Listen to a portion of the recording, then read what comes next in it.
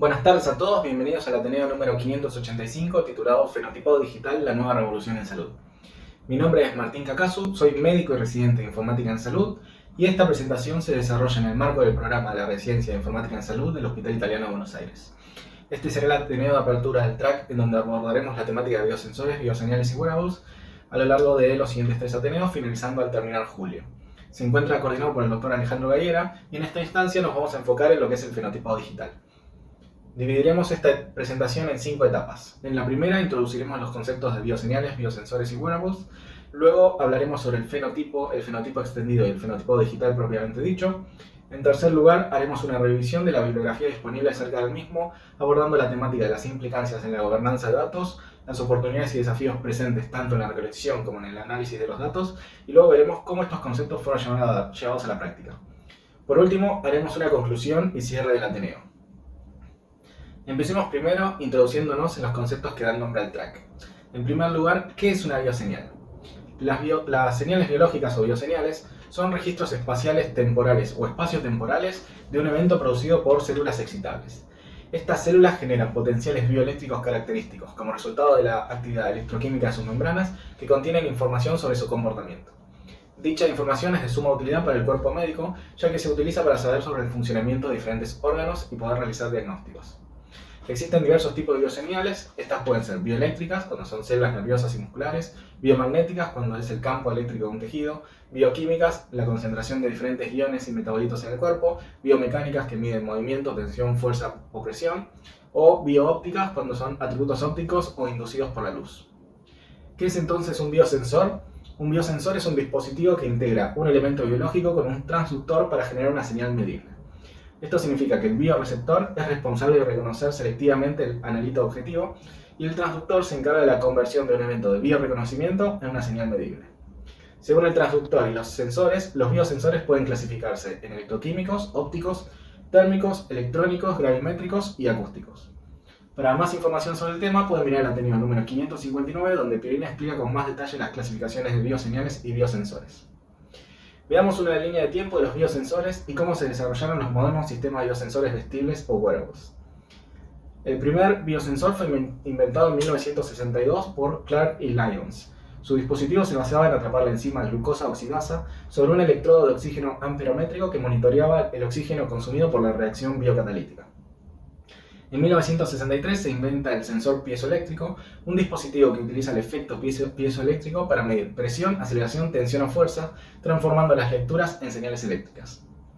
La tecnología de biosensores electroquímicos de Clark se transfirió a Yellow Spring Instrument Company, que lanzó el primer analizador de glucosa en sangre en 1973. En 1975 se desarrollan los inmunosensores, utilizando anticuerpos para desarrollar biosensores que detectan patógenos y sus toxinas. Los biosensores se convirtieron en un tema candente durante la década de 1980, lo que refleja el creciente énfasis en la biotecnología. Durante esta década se introdujeron nuevos principios de transducción de biosensores y esfuerzos considerables durante la década condujeron también a la introducción de las tiras comerciales de autodiagnóstico de glucosa en sangre que usaban electrodos enzimáticos basados en mediadores. La actividad posterior durante la década de 1990 dio como resultado electrodos tipo aguja implantables por vía subcutánea para el control de la glucosa en vivo en tiempo real. Estos sensores de glucosa implantables por vía subcutánea se trasladaron a principios del 2000 a monitores continuos de glucosa comerciales que rastrean en tiempo real el nivel de glucosa en el fluido intersticial, junto con las tendencias y patrones relevantes para la diabetes. El surgimiento de la nanotecnología a fin de la década del 90 ha llevado a una variedad de biosensores basados en nanomateriales que explotan las atractivas propiedades de diferentes nanomateriales como los nanocables de silicio y las nanopartículas de oro para biosensores amplificados o off-label respectivamente. El reconocimiento específico de pares de base de secuencia de ADN condujo al desarrollo de diferentes biosensores de ADN a fines de la década del 90. Dichos sensores de ácido nucleico están desempeñando actualmente un papel cada vez mayor en el análisis de secuencias genómicas. Estos avances en la tecnología de biosensores durante las últimas 5 décadas allanaron el camino hacia los biosensores portátiles modernos. En esta diapositiva vamos a ver un ejemplo representativo de wearable según región corporal. Arriba de todo tenemos un sensor de sudor inalámbrico de electrolitos y metabolitos basados en anteojos. A nivel de la boca, un sensor portátil basado en un protector bucal de ácido úrico salival y un sensor bacteriano inalámbrico basado en grafeno aplicado sobre el esmalte dental.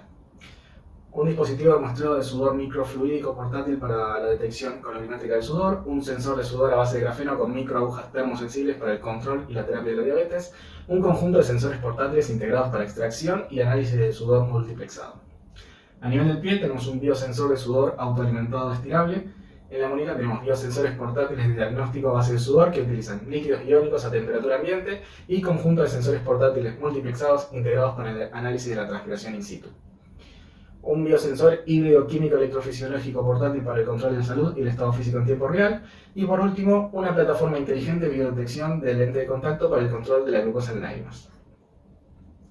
Los sensores portátiles o wearables han recibido una gran atención desde la llegada de los teléfonos inteligentes y otros dispositivos móviles debido a su capacidad para brindar información útil sobre el rendimiento y la salud de las personas. Los primeros esfuerzos en esta área se centraron en sensores físicos que monitoreaban la movilidad y los signos vitales como pasos, calorías quemadas o frecuencia cardíaca. Por otro lado, a nivel comercial, los relojes inteligentes y los rastreadores de ejercicio permiten cada vez más la recopilación continua de datos fisiológicos y de comportamiento que permiten hacer inferencias sobre la salud física y mental de los usuarios. La creciente adopción de estas tecnologías por parte de los consumidores ha reducido el costo de generar datos clínicamente significativos. Se estima que para fines del 2022 van a haber 6,3 mil millones de usuarios de smartphone en todo el mundo. Hoy en día dependemos de nuestros celulares para organizar y navegar nuestra vida diaria. Así como caminar en la playa deja un rastro de huellas en la arena, el uso de estos dispositivos genera rastros digitales de huellas sociales, conductuales y cognitivas. Dado que estos senderos reflejan las experiencias vividas por las personas en sus entornos naturales, debería ser posible aprovecharlos para desarrollar fenotipos y marcadores de enfermedades precisos y temporalmente dinámicos para diagnosticar, monitorear y tratar las enfermedades. Dejando un poco de lado los wearables y los biosensores, veamos los otros conceptos claves para poder entender el fenotipado digital. Primero, veamos qué es el fenotipo. El fenotipo se define como los rasgos observables y medibles de un individuo que se manifiestan debido a los efectos combinados de la expresión de sus genes y de las presiones del entorno sobre estos. El análisis de fenotipos arroja información importante en muchos campos de investigación, incluida la evolución humana y la historia cultural, la identificación de la base genética de las enfermedades y los rasgos relacionados con la salud, la reutilización de fármacos y la farmacogenómica. En el año 1982, el biólogo evolutivo Richard Dawkins introdujo el concepto de fenotipo extendido. Es decir, la idea de que los fenotipos no deberían limitarse solo a los procesos biológicos como la biosíntesis de proteínas o el crecimiento de tejidos, sino que debería extendirse para incluir todos los efectos que un gen tiene sobre su entorno, ya sea dentro como fuera del cuerpo del individuo. El comportamiento de un animal tiende a maximizar la supervivencia de los genes para ese comportamiento, independientemente de que dichos genes estén o no en el cuerpo del animal que manifiesta ese comportamiento. Así, los animales y los humanos pueden modificar sus entornos. Estas modificaciones y comportamientos asociados son expresiones del genoma de uno y por lo tanto parte de su fenotipo extendido. Por ejemplo, en el reino animal los castores construyen diques y terminan modificando el ambiente. Este comportamiento sería parte del fenotipo extendido de los castores. Entonces, con el avance de la tecnología y a medida que la tecnología personal se integra cada vez más con nuestra vida, podemos extender todavía más la teoría de Dawkins creando la noción de un fenotipo digital. ¿Puede nuestra interacción con la tecnología hacer de alguna manera diagnósticos y o pronósticos para ciertas condiciones? ¿Se pueden vincular y analizar los datos clínicos de una persona junto con la actividad en línea y los datos de comportamiento para crear una visión unificada y con diferentes matices de la enfermedad humana? A través de las redes sociales, los foros y las comunidades en línea, las tecnologías portátiles y los dispositivos móviles, existe un conjunto creciente de datos relacionados con la salud que pueden dar forma a nuestra evaluación de las enfermedades humanas. Dichos datos tienen un valor sustancial más allá del examen físico, los valores de laboratorio y los datos de imágenes clínicas que son nuestro enfoque tradicional para caracterizar el fenotipo de una enfermedad. Cuando se recopilan y analizan adecuadamente estos datos, tenemos el potencial de alterar fundamentalmente nuestra noción de las manifestaciones de la enfermedad al proporcionar una visión más completa y con más matices de la experiencia de la enfermedad. Por lo tanto, los fenotipos digitales redefinen la expresión de la enfermedad en términos de la experiencia vivida por los individuos, lo que amplía nuestra capacidad para clasificar y comprender la enfermedad, pudiendo ayudar en la detección temprana de enfermedades, identificando síntomas antes de la expresión fenotípica tradicional y potencialmente construyendo herramientas para una intervención temprana. Generalmente los trastornos neurológicos se caracterizan por el resultado de las actividades, como el peso o el índice de masa corporal, y con estos avances tecnológicos fácilmente podrían entenderse en términos de los niveles de actividad en sí mismos, como los patrones de movimiento, alimentación, etc. Todo esto crearía mayores oportunidades para la prevención primaria y la modificación del estilo de vida. Al redefinir las manifestaciones de la enfermedad, brindan nuevas formas de medir la enfermedad y la respuesta terapéutica de la manera más importante para los pacientes. La información sobre la eficacia del tratamiento obtenida de estos datos es una adición importante a las evaluaciones tradicionales de la terapéutica. Pero antes de seguir avanzando, volvamos un paso atrás y evaluemos cuál es la definición más utilizada del término fenotipado digital. El fenotipado digital se define de la siguiente forma: cuantificación momento a momento in situ del fenotipo humano a un nivel individual usando datos de dispositivos digitales personales. Si analizamos cada parte de la definición, podremos entender mejor de qué estamos hablando. La parte de cuantificación momento a momento pretende enfatizar la recopilación y el análisis de datos que se generan continuamente en lugar de momentos discretos en el tiempo. Cuando los datos se recopilan continuamente, la cantidad de puntos de datos puede ser de cientos de miles por día por sujeto. Estos datos generalmente se resumen primero, por ejemplo, en una ventana de 24 horas, y los resúmenes de datos se utilizan en análisis de datos posteriores. Aquí hay que hacer una aclaración importante para no confundir el término continuo con tiempo real. En tiempo real se refiere al procesamiento y análisis de datos, la capacidad de una computadora para generar un resultado muy poco tiempo después de haber recibido los datos analizados. En nuestro entorno de problemas, el procesamiento en tiempo real requiere una recopilación continua de datos, pero la recopilación continua de datos no implica un procesamiento en tiempo real. La parte in situ de la definición destaca el hecho de que la recopilación de datos se produce en entornos naturales o de vida libre. Esta parte de la definición también hace referencia implícita al uso de datos pasivos, datos recopilados de sensores de teléfonos inteligentes y registros sin ninguna carga activa para el sujeto, lo cual es importante para capturar el comportamiento del mundo real. La parte del fenotipo humano a nivel individual enfatiza el hecho de que los datos se recopilan a nivel de individuos en lugar de nivel de grupo. Pero también acentúa el hecho de que muchos análisis de datos se centran en los cambios dentro de la persona a lo largo del tiempo. Esto es en parte necesario porque la forma en que las personas usan sus teléfonos inteligentes puede ser muy personal, dificultando las comparaciones entre individuos, mientras que las comparaciones dentro de la persona donde cada individuo actúa como su propio control siguen siendo válidas. La parte de datos de dispositivos digitales personales está refiriéndose a los wearables, pero acá podemos destacar la importancia de usar los dispositivos que la gente ya posee en vez de introducir adicionales wearables. Las personas no parecen usar teléfonos prestados de la misma manera que usan sus propios teléfonos, y además el uso de dispositivos prestados crea desafíos logísticos para las investigaciones. Algunos autores afirman y tienen esperanzas de que el fenotipado digital venga a revolucionar la comprensión del bienestar y la experiencia humana. En un solo día se pueden capturar una gran cantidad de puntos de datos personales, mucho más datos que una imagen neurológica o prueba de laboratorio, a partir de nuestras interacciones con Internet y los dispositivos digitales portátiles ubicuos. Los datos analizados, se dice, revelarán nuestros comportamientos externos y estados internos. Esto se asocia al concepto de medicina de precisión.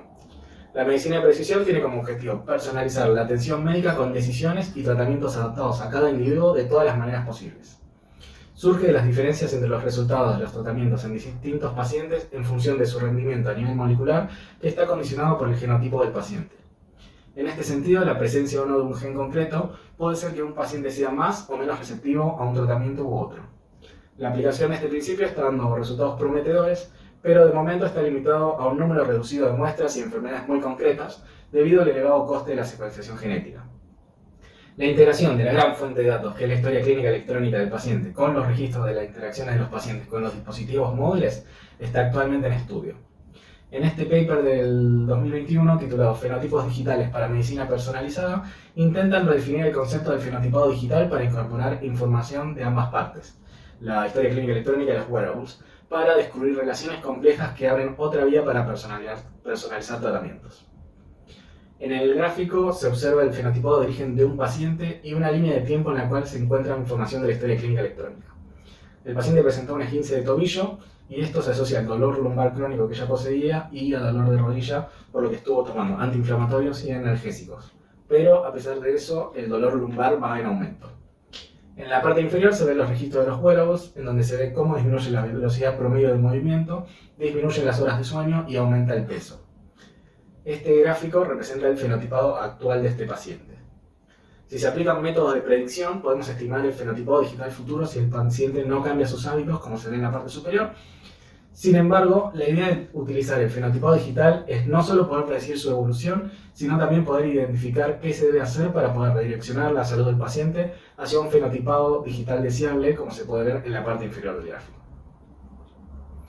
Bueno, habiendo visto las definiciones de bioseñales, biosensores, wearables y fenotipado digital, revisaremos el panorama actual para señalar el impacto y las críticas que tienen estas tecnologías y el fenotipado digital. En este paper del 2021, titulado Fenotipado digital y datos sensibles en salud, implicancias para la gobernanza de datos, los autores intentan analizar cuáles son los riesgos que el fenotipado digital puede introducir, tomando como base una revolución previa, la secuenciación genómica. La creciente adopción de los wearables por parte de los consumidores ha reducido el costo de generar datos clínicamente significativos. Esto puede ayudar a reducir los costos de investigación médica y ayudar a los estudios a gran escala. Los avances en la tecnología de bienestar han traído datos de salud y estilo de vida que tradicionalmente podrían haber estado regidos por las regulaciones de las investigaciones médicas y de la ética fuera de estos entornos institucionales. Los datos que permiten hacer inferencias sobre la salud o el estilo de vida de los usuarios a través del fenotipado digital ahora están cada vez más disponibles para que los recopilen los proveedores comerciales de hardware y software que normalmente no son proveedores de atención médica. Además, generalmente este tipo de dispositivos no presentan certificaciones para ser considerados para su uso médico y en consecuencia pueden generar en los usuarios una falsa sensación de seguridad cuando se usan inadecuadamente. En la literatura académica se ha destacado una amplia gama de daños relacionados con la recopilación de datos de salud en línea, incluida la recopilación de datos poco éticos y el suministro de datos clínicamente relevantes e inexactos. Si bien varias leyes existentes de protección de datos, protección del consumidor y antidiscriminación pueden ayudar a evitar el uso de datos personales de salud en varios contextos, la eficacia de estas leyes no se ha probado completamente en la variedad de contextos novedosos en los que se pueden usar los datos de salud. Al considerar mejoras en el marco para el fenotipado digital, existen valiosos precedentes de una ola anterior de innovación en tecnología de salud. Los avances en las técnicas de genotipado, particularmente a partir de la década del 90, crearon una oportunidad extraordinaria para comprender mejor la salud humana. Al mismo tiempo, el intercambio de datos de salud confidenciales a nivel individual necesarios para los avances científicos creó la necesidad de desarrollar nuevos estándares, políticas y regulaciones para la investigación en genética y bioinformática.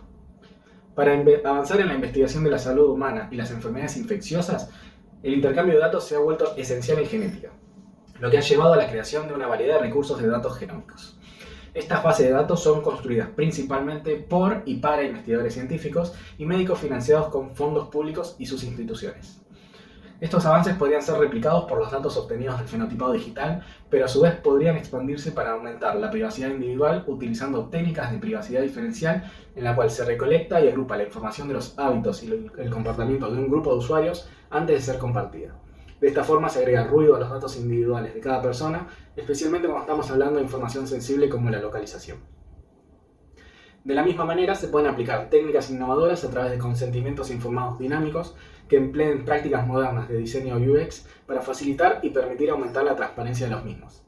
Sin embargo, se ha demostrado que la utilización de técnicas de privacidad diferencial y modelos de consentimiento informados dinámicos pueden llevar a una producción menor de datos para estudios secundarios.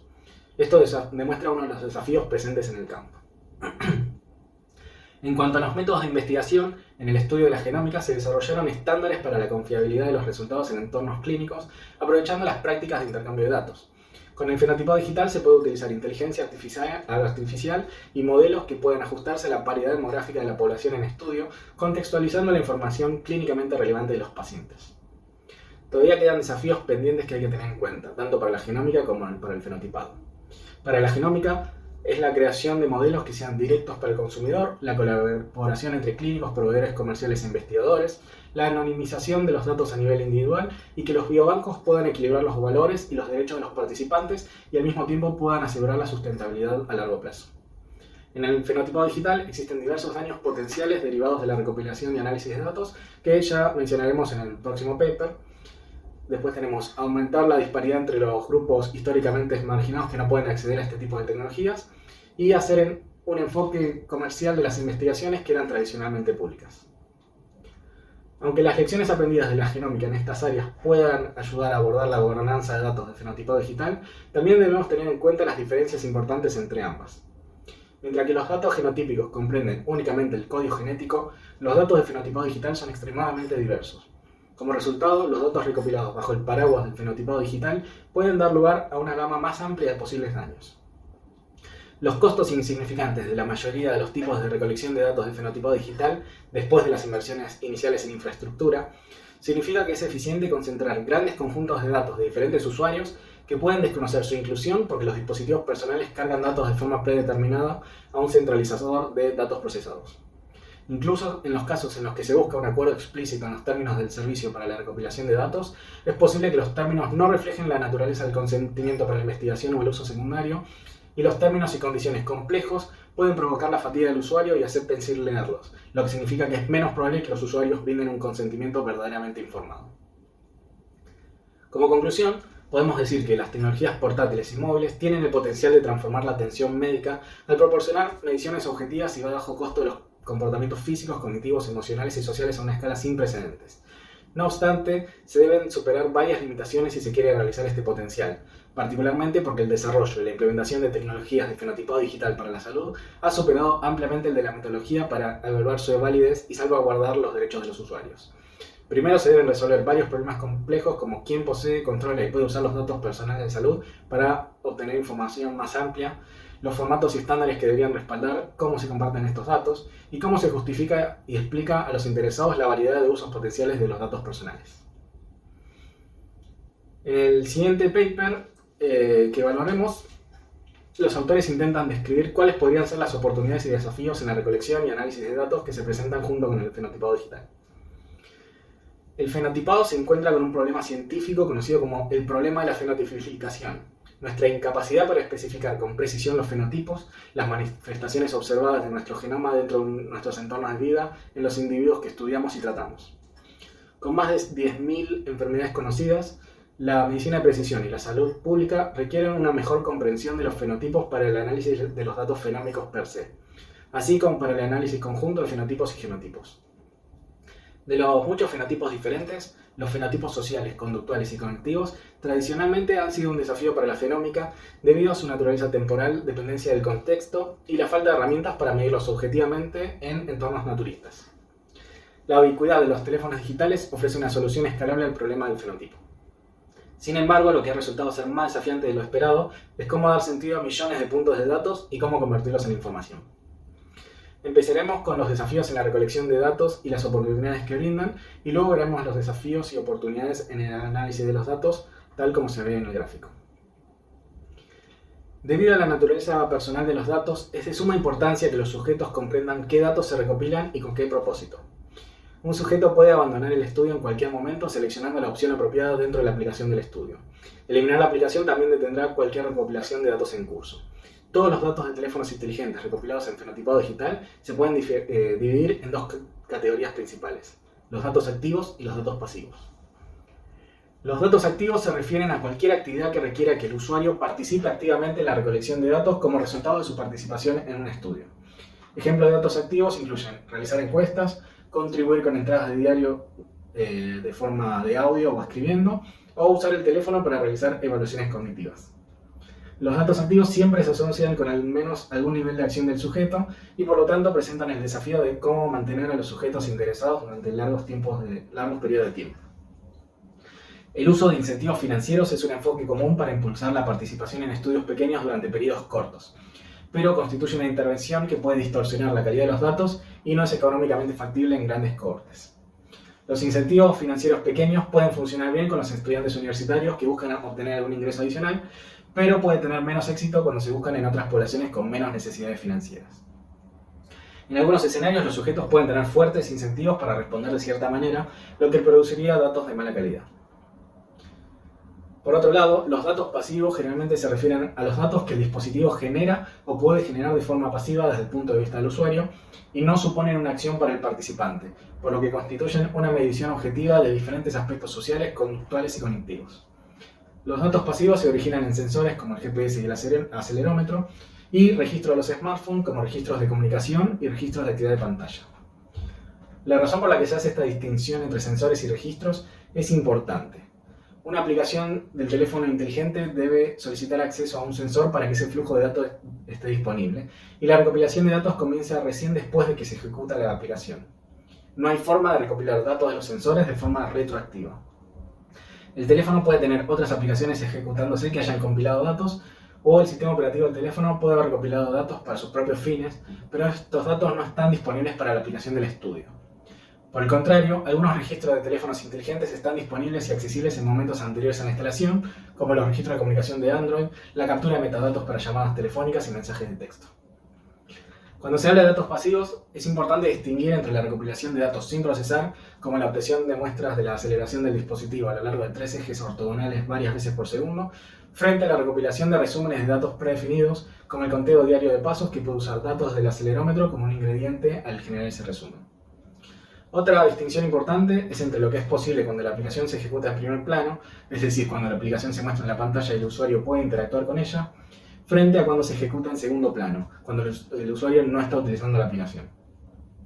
El mayor potencial de los smartphones como herramienta de investigación es el hecho de que los llevemos encima a todos lados, pero este potencial se reduce sustancialmente si la aplicación solo puede recopilar datos cuando se ejecuta en primer plano.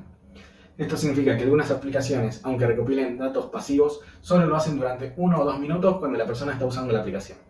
Esto trae muchas de las limitaciones de la recopilación activa de datos a la recopilación pasiva de datos. Aunque los datos son objetivos en el momento de su recogida, si el usuario no está utilizando la aplicación, no se recogerán datos.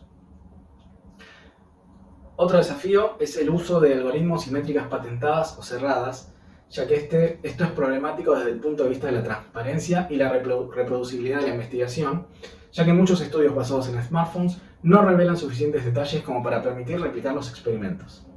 Si, por ejemplo, un algoritmo cerrado preempaquetado para contar pasos se estrenó con datos de hombres jóvenes, puede ser preciso cuando lo usen usuarios de este grupo. Pero probablemente funcionará peor en mujeres mayores y puede funcionar mal en mujeres mayores que además tengan un trastorno neurodegenerativo de base. Diseñar algoritmos complejos es difícil, pero es la naturaleza cerrada de algunos de estos algoritmos lo que dificulta incluso detectar un problema y mucho menos solucionarlo. Otro problema con el uso de resúmenes preempaquetados es que los nuevos resúmenes no se pueden implementar después de la recopilación de datos, y debido a los cambios en los algoritmos cerrados subyacentes, los datos no se pueden agrupar fácilmente entre estudios para análisis secundarios posteriores. Otro desafío con los datos de fenotipado digital es cómo compartir los datos, que es algo fundamental para la transparencia y la reproducibilidad de la investigación. Por ejemplo, el archivo de datos del Instituto Nacional de Salud Mental de Estados Unidos, la NDA por sus siglas en inglés, pone a disposición datos de sujetos humanos recompilados de cientos de proyectos de investigación en diferentes dominios científicos. La NDA proporciona infraestructura para compartir datos de investigación, herramientas, métodos y análisis que permiten que la ciencia y el descubrimiento sean colaborativos. Sin embargo, existen problemas técnicos no resueltos sobre cómo compartir mejor los datos de los teléfonos inteligentes. Una posible solución podría ser compartir tipos de datos abstractos intermedios en lugar de los propios datos sin procesar, como habíamos mencionado en el paper anterior. Así, los datos de GPS a menudo se convierten en un tipo de dato intermedio, una secuencia de vuelos, periodos de movimiento lineal y pausas, periodos de no movimiento. Compartir este tipo de datos podría ser una solución intermedia mientras la comunidad científica llega a un consenso sobre las mejores prácticas para compartir datos. Bueno, pasemos ahora a ver las oportunidades en la recolección de datos. Una oportunidad importante ya lo hemos mencionado como un desafío previamente. Se trata del desarrollo de plataformas de investigación de código abierto. El software puede ser gratuito o libre o los dos al mismo tiempo. Por eso no debemos confundir el significado de ambos términos. Cuando nos referimos al software gratuito, nos estamos refiriendo a que no hay que pagar una licencia para poder usarlo, pero el código fuente de la aplicación no se encuentra disponible y la licencia prohíbe el intento de utilizar ingeniería inversa para descifrarlo. En cambio, el software libre tiene el código fuente abierto al público bajo una licencia que permite su reproducción. Si bien puede pensarse que al ser libre cualquiera puede utilizar el código con intenciones maliciosas, el código abierto tiende a ser más seguro que los software o los algoritmos cerrados, justamente porque se encuentra disponible para la inspección y estudio de cualquiera, por lo que los errores de software y las vulnerabilidades de seguridad pueden encontrarse más fácilmente. Por otro lado, los datos de los sensores y las aplicaciones de software pueden enriquecer los datos autoinformados sobre el estilo de vida y el medio ambiente, brindando a los investigadores una visión clara de estos factores que antes eran difíciles de capturar con precisión. El método de muestreo de experiencias y la evaluación momentánea ecológica son metodologías de encuesta que pueden ofrecer información sobre las experiencias de la vida diaria, incluidos los síntomas de los trastornos mentales. Desafortunadamente, las medidas retrospectivas están sujetas a distorsiones de la memoria y es más probable que revelen cómo los pacientes reconstruyen el pasado y no cómo lo experimentaron. Y es probable que el estado de ánimo actual también influya en el tipo de información que se recuerda. Los smartphones parecen ser el instrumento ideal para este tipo de metodologías, pudiendo aportar información adicional cuando se combinan con otros tipos de datos. Además de poder marcar las respuestas con fecha y hora, y por lo tanto poder cuantificar si los sujetos respondieron a las encuestas cuando las recibieron, se puede registrar información adicional como la ubicación donde se realizó la encuesta. En cuanto al análisis de los datos, uno de los problemas más fundamentales en el uso de teléfonos inteligentes para estudiar el comportamiento humano y que casi siempre se ignora es si la persona tiene el teléfono encima en diferentes momentos. La orientación del dispositivo cambia, a dónde llevan su teléfono varía de persona a persona, algunas personas apagan su teléfono por la noche, etc. Ninguna de estas complicaciones invalida las inferencias extraídas de tales datos, pero sí las complica, razón por la cual podría decirse que el principal desafío intelectual en el fenotipado digital basado en teléfonos inteligentes ha pasado de la recopilación de datos al análisis de los datos. Tomamos como ejemplo observar la ubicación del teléfono desde el GPS y saber si la persona tiene el teléfono consigo. Si la persona deja el teléfono sobre la mesa, a medida que pasa el tiempo, la incertidumbre sobre la ubicación de la persona es cada vez mayor, por lo que la distribución de probabilidad que cuantifica la incertidumbre sobre la ubicación de la persona se vuelve cada vez más difusa.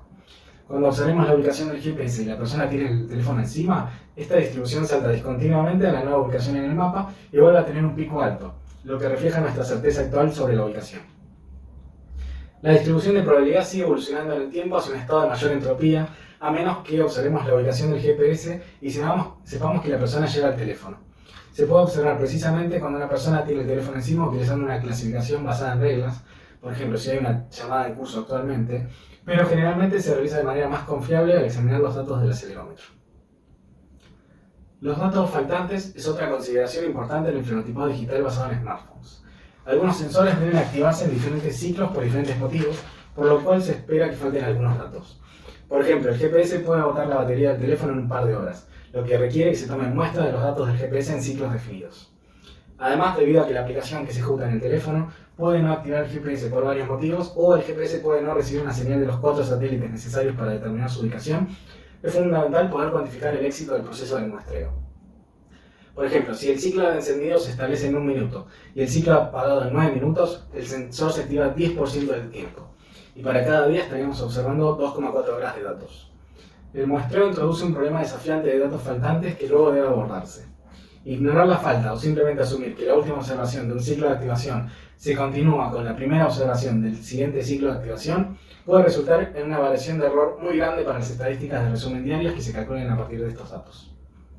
Una posible alternativa al GPS es el uso de los datos del servicio de ubicación, que es un método para determinar la ubicación del teléfono a partir de una combinación de varios flujos de datos, incluidos los datos de triangulación de la torre celular y los datos de la red Wi-Fi. Sin embargo, este es un método cerrado, así que se desconoce su precisión y su nivel de resolución varía de un lugar a otro, resultando en datos de mala calidad. Ninguno de estos defectos se encuentra con el uso del GPS. Por último, veamos las oportunidades en el análisis de los datos. Una oportunidad importante en los métodos de análisis de datos es pasar de los análisis retrospectivos a los análisis en tiempo real o cercanos al tiempo real. Estos tipos de enfoque podrían ser especialmente adecuados para realizar intervenciones durante estados de alto riesgo, como en caso de psicosis, delirios o tendencias suicidas. El fenotipado digital basado en smartphones puede, al menos en principio, recopilar datos casi simultáneamente al momento en el que se producen las ideaciones y comportamientos suicidas. Y luego lo que se requiere son métodos que puedan convertir inmediatamente estos datos en planes de acción.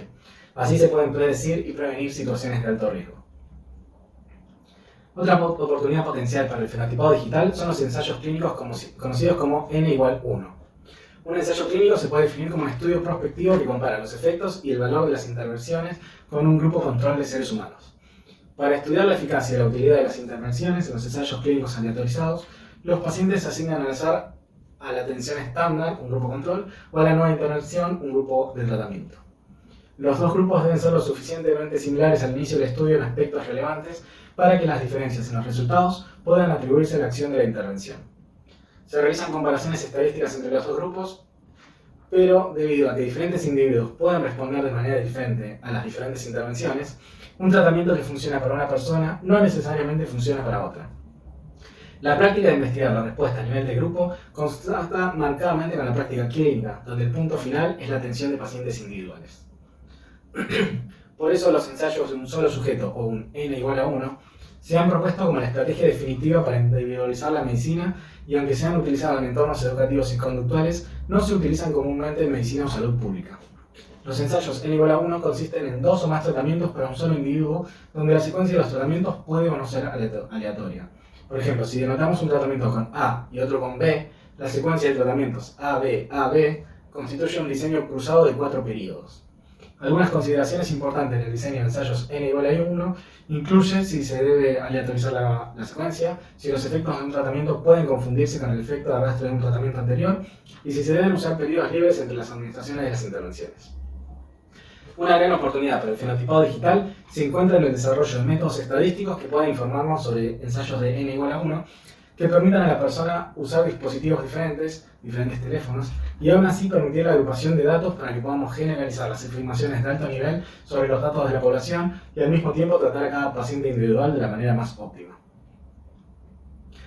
Como conclusión, podemos decir que es muy importante tener en cuenta las oportunidades y desafíos enunciados a la hora de pensar en proyectos que involucren el fenotipo digital. Una de las cosas que otros autores distinguen y no se encuentra representado en este review es el uso de datos interactivos en vez de los datos activos y pasivos. Las interacciones pueden incluir deslizar, tocar, hablar y buscar en la web, y pueden no tener contenido, por ejemplo, metadatos sobre las interacciones, o ser ricos en contenido, como el contenido semántico en las interacciones de las redes sociales. Las interacciones pueden ser más efectivas que los sensores pasivos para capturar información sobre factores como la función motora de la mano y sobre el estado del ánimo, especialmente cuando el contenido semántico está presente y se analiza mediante el procesamiento del lenguaje natural. Vamos a ver ahora el uso actual de las tecnologías wearable para aportar al fenotipado digital y a la salud de las personas a través del siguiente paper titulado Hacia el fenotipado digital clínico, una oportunidad para considerar propósito, calidad y seguridad. En el campo de la psiquiatría, donde hay pocos marcadores biológicos y las categorías de diagnóstico no son tan claras, la medición objetiva y basada en datos de la función individual toma más importancia con la introducción del fenotipado digital. En este review se identificaron más de 80 publicaciones desde 2015 que se enfocan en el fenotipado digital para condiciones psiquiátricas. Muchos de estos estudios parecen anticipar que el fenotipado digital debería desempeñar un papel en la práctica clínica habitual. En salud hay un ritmo históricamente lento para llegar a la práctica de las innovaciones. Se calcula que hay un tiempo de demora de 17 años entre las investigaciones y la implementación.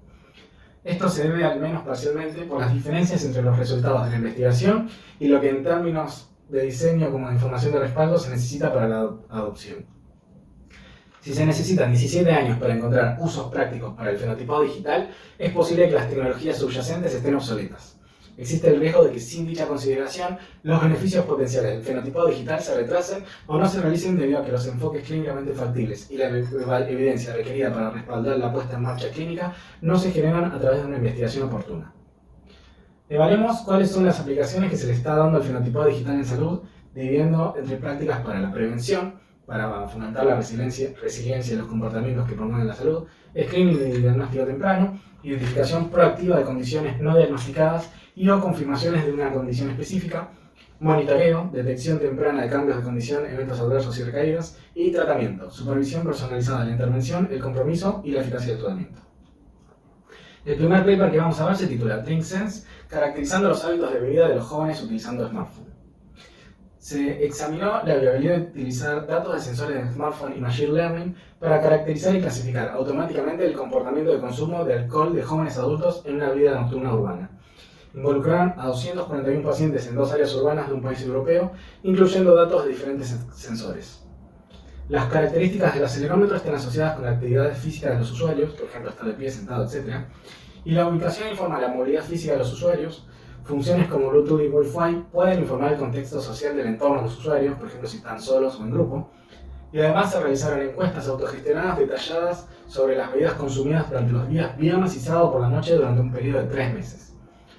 Por otro lado, se programó una metodología de Machine Learning para inferir si un individuo había consumido alcohol en una noche determinada del fin de semana, según los datos de su smartphone aportados entre las 20 y las 4 horas.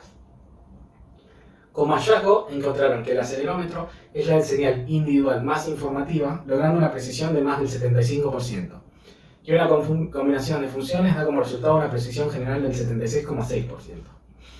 Los autores consideran que los datos sobre el consumo podrían influir potencialmente en la ingesta de alcohol, ayudando a los usuarios a tomar la decisión de beber más o no. Este estudio se titula "Los indicadores de comportamiento en una plataforma de detección móvil predicen síntomas psiquiátricos clínicamente validados de trastorno del estado de ánimo y de ansiedad". En este estudio se tomaron a 73 pacientes que habían informado al menos un síntoma de trastorno de estrés postraumático o depresión y se les recopiló a través de una plataforma de detección móvil no invasiva en sus smartphones todas las llamadas salientes, el recuento de números a los que se habían enviado mensajes de texto, la distancia absoluta recorrida, la variación dinámica de la voz, la velocidad del habla y la calidad de la voz durante un periodo de 12 semanas. Los síntomas clínicos se midieron a través de entrevistas clínicos validadas con un trabajador social clínico autorizado.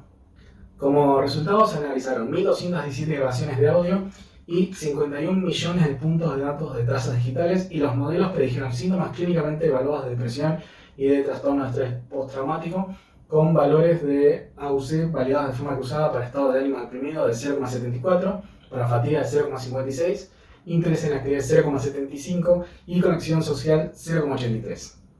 Un AUC igual a 1 implica que los modelos pueden predecir todos los resultados positivos y negativos, y si el AUC se encuentra entre el 0,5 y 1, hay altas probabilidades que el modelo pueda predecir resultados verdaderamente positivos y verdaderamente negativos. Para el monitoreo se encuentra este estudio titulado "Detectando la depresión bipolar usando datos de la localización geográfica". En el trastorno bipolar ha habido un progreso sustancial en el desarrollo de técnicas de fenotipado digital para el control del estado y la detección de recaídas. Los cambios en la ubicación y los patrones de actividad, la dinámica de interacción del teclado, las métricas de uso social del teléfono, como las llamadas realizadas y recibidas, y la voz, por ejemplo, capturadas de las llamadas telefónicas, se han utilizado junto con medidas activas para predecir estados tanto maníacos como depresivos. La recaída es común en el trastorno bipolar, con el 70% de las personas experimentando deterioro o recurrencia dentro de los 5 años de un episodio maníaco. A pesar de que los síntomas sutiles están presentes de forma rutinaria hasta 4 semanas antes de la recaída, el acceso a un tratamiento oportuno sigue siendo un problema importante, en parte porque los síntomas pueden ser muy específicos del paciente y en parte porque los factores comórbidos como el uso de drogas y las enfermedades psiquiátricas coexistentes afectan la capacidad de las personas para responder con eficacia. En este estudio se demuestra que es posible detectar episodios depresivos en personas con trastorno bipolar con un 85% de precisión utilizando solo registros de ubicación geográfica. Las intervenciones de señales de alerta temprana que se basan en el autocontrol son deseables para los pacientes adultos jóvenes y son efectivas para aumentar el tiempo hasta la recurrencia y reducir la hospitalización. El desarrollo de métodos basados en fenotipado digital promete servicios de señales de alerta temprana que podrían ofrecerse a personas que de otro modo tendrían dificultades para mantener el autocontrol. Finalmente, en cuanto al tratamiento, se encuentra este paper titulado "¿Cómo está el asma de mi hijo? Fenotipado digital e ideas procesables para el asma pediátrico".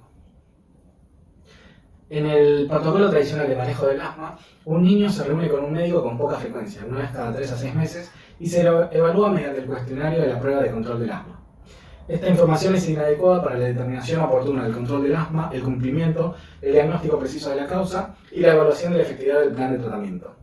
La monitorización continua y el seguimiento mejorado de los síntomas, las actividades, el sueño y la adherencia al tratamiento del niño pueden permitir una determinación precisa de los desencadenantes del asma y una evaluación fiable del cumplimiento y la eficacia de la medicación. En este estudio se desarrolló un kit llamado K-Health, el cual consiste en una aplicación móvil proporcionada a una tablet Android que hace preguntas oportunas y contextualmente relevantes relacionadas con los síntomas del asma, la ingesta de medicamentos, la actividad reducida debido a los síntomas y los despertares nocturnos. Además, el kit incorporaba un Fitbit, que es un smartwatch, para monitorear la actividad y el sueño, un medidor de flujo máximo MicroLife para monitorear el flujo expiratorio máximo y el volumen exhalado forzado en un segundo, y un Foobot para monitorear la calidad del aire interior. Se almacenaron los datos de salud personales y datos ambientales recopilados mediante servicios web. El tablero de Kegel además permite visualizar interactivamente los datos recopilados. Como resultado encontraron que el asma estaba muy mal controlado en el 37% de los niños, no estaba bien controlada en el 26% y estaba bien controlada en el 38%. Entre los niños muy mal controlados, que era un N igual a 30, encontraron que el 30% cumplían con la ingesta de medicamentos de control, lo que sugiere realizar una reevaluación para cambiar la medicación a la dosis, mientras que el 50% cumplían mal y eran candidatos para una intervención oportuna para mejorar el cumplimiento. Estos papers se realizaron mediante la metodología de estudio tradicional sin aprovechar la metodología individual 1 con sentimientos dinámicos de los que habíamos hablado previamente, por lo que podemos ver que todavía queda mucho por recorrer, pero ya se están empezando a ver los beneficios que el fenotipado digital y el uso de wearables pueden traer. Como conclusión, podemos decir que el fenotipado digital es una herramienta que viene a revolucionar la forma en la que nos planteamos el comportamiento humano, la salud y el desarrollo de la enfermedad. De la mano de la medicina de precisión, la ubicuidad de smartphones y otros dispositivos wearables permite generar una gran cantidad de datos clínicos, biológicos, genéticos, sociológicos, psicológicos y del medio ambiente. De su análisis posterior o casi en tiempo real, se van a desprender una serie de conclusiones que podrían cambiar la forma de hacer diagnóstico, monitoreo y tratamiento de las enfermedades al permitir realizar un seguimiento personalizado de cada individuo de forma continua. También hay una oportunidad para poder aumentar la autogestión en salud por parte de los pacientes. Todavía queda mucho terreno por investigar, por lo que se hace imperativo realizar serias consideraciones acerca del desarrollo y su aplicabilidad futura. Hay pocos estudios a gran escala que exploran verdaderamente la utilidad de estas nuevas herramientas, pero las que se han realizado muestran resultados prometedores. Con eso damos el cierre a la tenida de esta fecha. Muchas gracias a todos por acompañarnos hasta acá. Me gustaría saber qué opinan ustedes. ¿Creen que el fenotipado digital es una nueva revolución en salud? Dejen sus comentarios abajo. Recuerden que en la tenida de la semana que viene continuaremos abordando la temática de bioseñales, biosensores y wearables. Les mando un saludo muy grande y hasta la próxima.